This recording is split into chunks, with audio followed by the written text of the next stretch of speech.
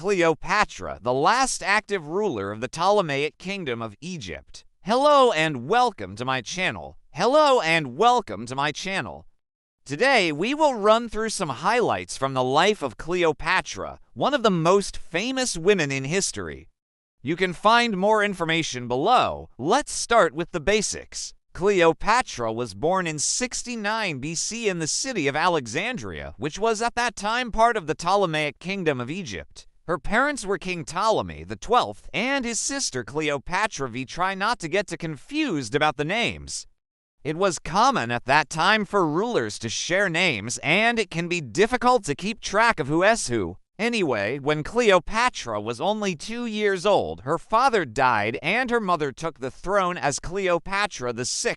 7 years later, her mother died and Cleopatra VII and her younger brother Ptolemy XIII became joint rulers of Egypt. Together they had a son, Ptolemy XIV, but Cleopatra also had an older sister named Bernice IV, who was married to a man named Toxandros. He wasn't satisfied with just being married to the sister of the Egyptian queen, though, because he also wanted the throne.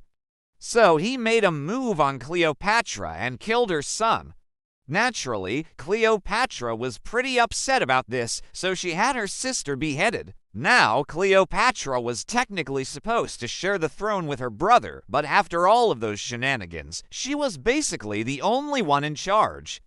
In 58 BC, the Roman general Pompey came to Egypt looking for his daughter, who had been taken there by her father, the former Roman dictator who had been executed by Caesar. According to Plutarch, Cleopatra welcomed Pompey warmly, but then had him killed in a bath and threw his head over the walls to his assassins. So, yeah, she was a bit of a badass. Speaking of Caesar, in 48 BC, Cleopatra had an affair with him, probably because she knew that an alliance with Rome would be beneficial for Egypt. They met when Caesar was visiting Alexandria, where Cleopatra had become famous for having smuggled herself into his palace in a basket. As proof of her smarts, Caesar wrote to the Roman philosopher Cicero that he had found Cleopatra to be the cleverest and most fluent of the Egyptian kings. Together, Cleopatra and Caesar had a son named Caesarion. But unfortunately, Caesar was assassinated in 44 BC, leaving Cleopatra to fend for herself once again. She soon found herself in a precarious position because the Roman general Octavian, who would later become the first emperor of Rome, was at war with Mark Antony, who is Caesar's right-hand man and now Cleopatra's lover. Yes, she had another lover, but we'll get to him in a minute. In order to stay safe, Cleopatra pretended to switch sides, sending Octavian a list of all of Antony's supposed mistresses.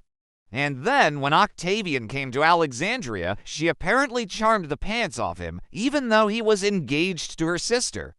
That may or may not have happened, but what did happen is that Octavian left, and Antony got wind of the situation and came back to make sure that his lady friend didn't betray him.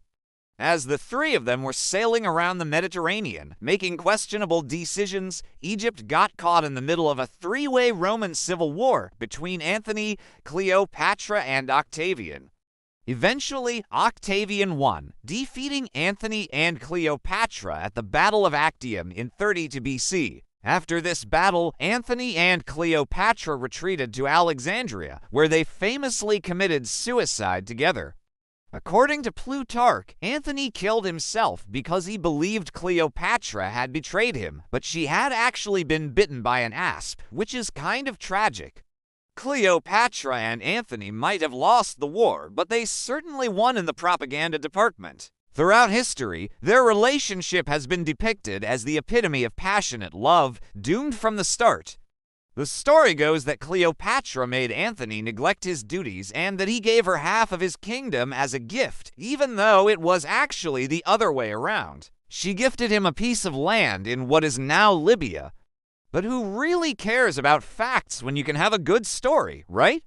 After Cleopatra died, Egypt became a province of Rome. She had ruled Egypt for 21 years, and during that time she managed to balance the scales of power between the Egyptians and the Romans. She also used her intelligence and charm to great effect, not just on Caesar and Antony, but on everyone else she encountered.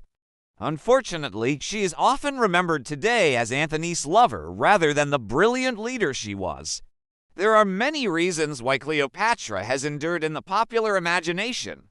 For one thing, Shakespeare gave her the starring role in one of his plays. For another, Hollywood loves a femme fatale. And let's be real, Cleopatra definitely fits that bill. Whether she's portrayed by Elizabeth Taylor, June Allison, or Gal Gadot, she always comes off as a strong, intelligent woman who knows what she wants. And even though she might seem like a villain sometimes, we can't help but root for her. Thanks for watching.